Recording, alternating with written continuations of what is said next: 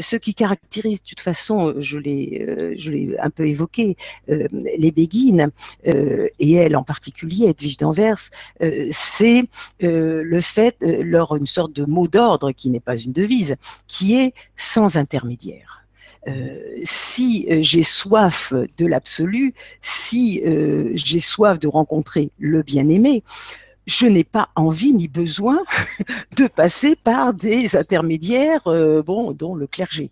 Et ça, c'est leur condamnation qu'elle signe dès le début. Ah voilà, c'est ce que j'allais vous demander. C'est ça ce qui lui a valu le bûcher, parce qu'a priori, l'amour, c'est pas particulièrement hérétique comme doctrine dans le Ah si, christianisme. ah si, ah Alors si, si, l'amour moi je direct, pense. sans intermédiaire, ça oui, c'est déjà plus compliqué.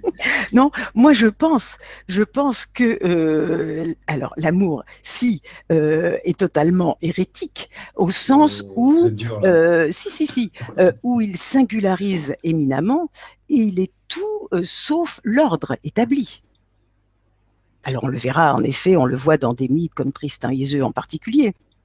Mais il y a aussi surtout ce rapprochement, c'est la même époque que la fine à mort, où les troubadours, pas simplement parce que parfois certains étaient cathares et que certaines dames courtoises ont hébergé des cathares, mais la fine à mort se situe quand même plus ou moins ouvertement, pas contre, mais tout de même contre l'amour prêché par les chrétiens, par le clergé, je veux dire.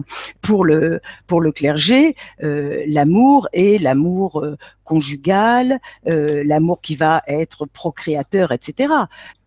C'est pas un amour exaltant ou exalté ou lyrique qui fait chanter. Tout à L'amour est fait. quand même un péché plus ou moins.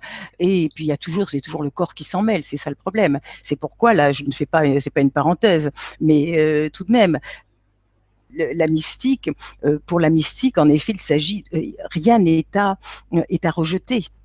Et pourquoi la plupart du temps les mystiques ont été inquiétés, c'est parce que dans la tradition chrétienne, enfin du moins la voie chrétienne, du moins catholique, ce qui a été encouragé, c'est la voie ascétique, donc du renoncement ou de la pénitence, par rapport à la voie mystique. Et la voie ascétique, qui est largement empruntée par les hommes, ça leur convient apparemment, et puis ils ont le pouvoir quand même de prêcher, de la connaissance, etc.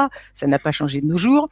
Alors la voie ascétique, eh bien, pour la voie ascétique, c'est comme il faut choisir entre Dieu et la femme. Il faut choisir entre Ouais. l'amour de Dieu exclusif et l'amour de la femme qui est certainement inquiétant, trouble et qui peut emmener dans le pire péché. Voilà.